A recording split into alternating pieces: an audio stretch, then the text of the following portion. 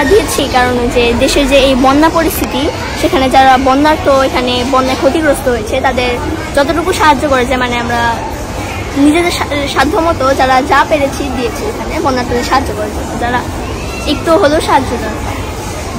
বন্যার্থদের সাহায্য করতে পেরেছি বলে আমি খুব গর্বিত। আশা করি আমার সাহায্য তাদের কাজে লাগবে। কারণে তারা ভালো করে খেতে পারে না, বিশুদ্ধ পানি পায় না, জরুরি চিকিৎসা সেবা পায় না। এই বন্যার কারণে তাদের ঘর বাড়ি সব ভেসে গিয়েছে। আমরা তাদের জন্য যা দিয়েছি দ্বারা এসব জিনিস দিয়ে তারা হয়তো তাদের প্রয়োজনীয় জিনিস পেতে পারে। আমি এবং আমার বন্ধুরা কয়েকদিনের টিফিনের টাকা থেকে কিছুটা নিয়ে বন্যার্থদের সহযোগিতা করার জন্য অংশীদার হতে পেরে খুবই খুশি হয়েছি। আমাদের দেশের মানুষ, আমরা ওনাদের জন্য কিছু করতে পারতেছি, এই জন্য অনেক ভালো লাগতেছে। হঠাৎ করে একটা দুর্যোগ এসেছে, এটা তারা মোকাবেলা করতে পারছে না, এই জন্য আমি টাকাটা দিয়ে তাদের সাহায্য করার জন্য টাকাটা দিয়েছি।